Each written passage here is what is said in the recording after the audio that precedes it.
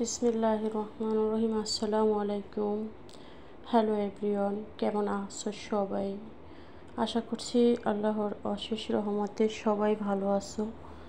আলহামদুলিল্লাহ, আল্লাহ পাকের অশেষ রহমতে ভালোই আছি। আল্লাহ পাক ভালোই রেখেছেন।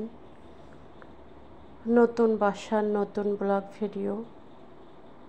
আসলে এতটা বিজি আছি, এতটা ব্যস্ত আছি, সবার ভিডিও ঠিকঠাক মতো দেখতে পারতেছি না। তারপরেও ওয়াচ টাইমের জন্য এই কষ্টগুলি করা, কি করব, যেহেতু এখানে চলে এসেছি, কাজ তো করতেই হবে। এখানে আমি গরুর মাংস হাতে মেখে রান্না করব অল্প মশলা দিয়ে, একদম অল্প কম মশলায়, একদম ভুনা ভুনা করব এটাকে। এখানে কাঁচা এখানে আস্তা মশলা ছিল, ওগুলি বেছে নিয়েছি। এখানে দিয়েছি পেঁয়াজ কুচি, টমেটো কুচি, গরম মশলা গুঁড়ো দিয়েছি, আদা রসুনের পেস্ট। আর আমি কিন্তু গরুর মাংস হাতে মেখে রান্না যে করি, এখানে কিন্তু কোনো তেল দেব না, তেল ছাড়াই রান্না করব। কারণ গরুর মাংসতে এমনিতেই তেল চর্বি অনেক থাকে, তাই না? দিয়ে দিছি স্বাদ মতো লবণ। এটাকে দিয়ে আমি সুন্দর করে মাখিয়ে নেব। খারাপ সময়টা সবার জীবনেই আসার দরকার, আর না আসলে মানুষ চেনা যায় না। হ্যাঁ, খারাপ সময় এমন একটা সময়, এইখানে এই সময়টা যারা একটা আঙ্গুলটাও জাগায় এই বিপদের সময়, সে হচ্ছে প্রকৃত বন্ধু। সে হোক নিজের ফ্যামিলির হোক বা অন্য কোনো বন্ধু হোক, কিন্তু খারাপ সময়ে যারা সুসময়ে থাকে, অসময়ে থাকে না। একজন আপু একদিন বলছিল যে, আপু এটার সাথে একমত হতে পারলাম না। হয়তো তোমার সাথে এরকম হয়নি, আমার সাথে হয়েছে, যার জন্যই আমার এই কথাগুলি বলা। কিছু কিছু সময় আছে এরকম মানুষ, যখন দেখে সুজন এক বিছানে 9 জন, আর যখন দেখে কুজন 9 বিছানে 9 জন। এরকম পেয়েছি আমি, যে সব মুনাফিকদের কাছ থেকে। আমার আসলে কথাটা মুখ থেকে চলেই আসলো, না বলে পারি না। এখানে কিন্তু মাংসটা সুন্দর করে কষিয়ে কষিয়ে রান্না করব। আর এভাবে কষিয়েই রান্না করি আমি। এখানে হাড় মাংস সহকারে সব কিছু মিলিয়ে রান্না করেছি। আর এখান থেকে মাংস কিন্তু আলাদা হয়ে গেছে, আমি ওই সাইডের চুলায় লাউ দিয়ে অল্প একটু রান্না করছি, শুধু এক বেলার জন্য। এখন আর রাত্রে তেমন একটা ভাত খাওয়া হয়নি। প্রতিদিনই এই বিভিন্ন জিনিস অর্ডার করে আনা হয় দোকান থেকে, ওগুলি খাওয়া হয়। কারণ ভাত এগুলিও খাইতে ইচ্ছা করে না। আর শরীরের অবস্থা, নতুন বাসা, নতুন কাজ, অতিরিক্ত চাপের ভিতরে আছি। মাথা হয়তো পা পর্যন্ত মনে হয় ব্যথা, সারাদিন কাজ করতে হয়, রিল্যাক্স এখন আর করতে পারি না। এই অবস্থায় চলছে আমার জীবন। জানি না রব্বি কারিম এভাবে আর কতদিন কাটাবে। এখানে লাউ দিয়ে ওই যে মাংস রান্না করতেছি, কিন্তু লাউটা সেদ্ধ হয়েছে নাকি দেখতেছি।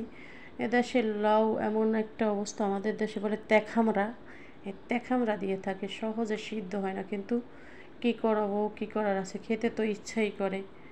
ইচ্ছা করলে তো খেতে হবে, তাই না? না খেলেও তো হয় না। এই অবস্থা। এই যে এলোমেলো কিচেন রুমটা একটু ভিডিও করলাম আর কি।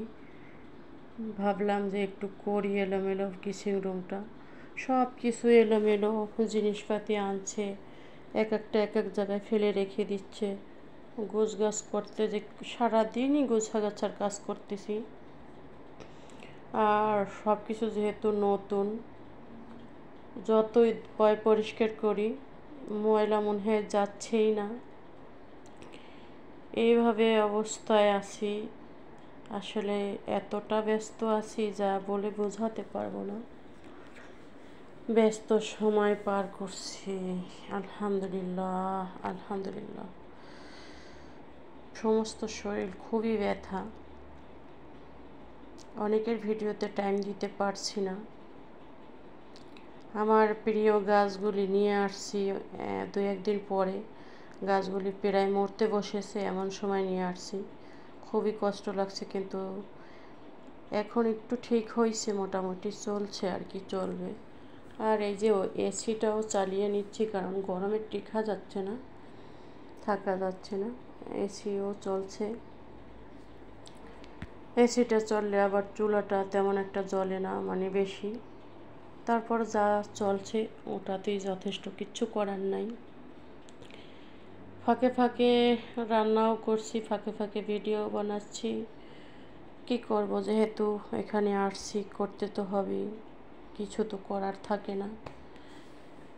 জানি না কে কে এ পর্যন্ত আসছো, কে আমাকে সময় দিচ্ছ না দিচ্ছ। সবাইকে জানাই অনেক অনেক ভালোবাসা এবং দোয়া। সবাই সবার জন্য দোয়া করবা, সবাই সবার পাশে যতটুকু পারো চেষ্টা করবা। কেউ কারোর সাথে বেইমানি করবা না। ভিডিও না দেখেই চলে যাবা একটা কমেন্ট করে, এরা করবা না। লাইভে অনেকে সময় দাও, অনেকে দাও না, না দিয়েই বলো দিচ্ছি। কি বলবো, এটাই আর কি। আর দেখো কত বড় একটা লাউ আছে, বিশাল বড়। এই লাউটাই রান্না করছি, কিন্তু লাউটা একটুকু বেশি একটা ভালো না। যাই হোক, তাও তো খেতে পারছি, আলহামদুলিল্লাহ। আল্লাহ পাক শুক্রিয়া, আলহামদুলিল্লাহ। আজকে আবার একটা তেল বানাবো, কালো জিরা। সেদিন মার্কেট থেকে কিনে আনছি। এই যে প্যারাসুট তেলটা পুরোটা ঢেলে দিছি এখানে। ঢেলে দেওয়ার পরে কালো জিরাটা আমি অফ ক্যামেরায় খোলায় টেলে নিছি, নিয়ে আমি ব্লেন্ডারে ব্লেন্ড করে এখন পুরোটা ঢেলে দেবো। আমি ঢেলে দিয়ে আর 2 থেকে 3 ঘন্টা রেখে দেবো এটাকে। 3 ঘন্টা রাখলে পুরোটা তেলের সাথে মিক্স হয়ে যাবে। তারপর এটাকে ব্যবহার করা যাবে, মানে মাথায় দেওয়া যাবে সুন্দর মতো। তেলটা একেবারে বেশি গরম না। আমি চুলাটা এখন বন্ধ করে দেব, দিয়ে 2-3 ঘন্টা এভাবে রেখে ঢেলে নেব। এই যে বন্ধ করে দিছি চুলাটা, এখন এটাকে এভাবে রেখে দিচ্ছি। এই তো এইটার ভিতরে সবটুকু এখন, মানে 3 ঘন্টা পরে ফিরছি আর কি আমি। দেখতে থাকো। আর আমার ভিডিওটা আজকে কেমন হয়েছে জানাইও চাইলে। আল্লাহ হাফিজ, আসসালামু আলাইকুম রহমতুল্লাহি ওবারাকাতু। সবাই ভালো থেকো, সুস্থ থেকো। দেখা হবে অন্য কোনো ভিডিওতে। সেই পর্যন্ত সবার জন্য অনেক বেশি দোয়া রইল। আল্লাহ হাফিজ।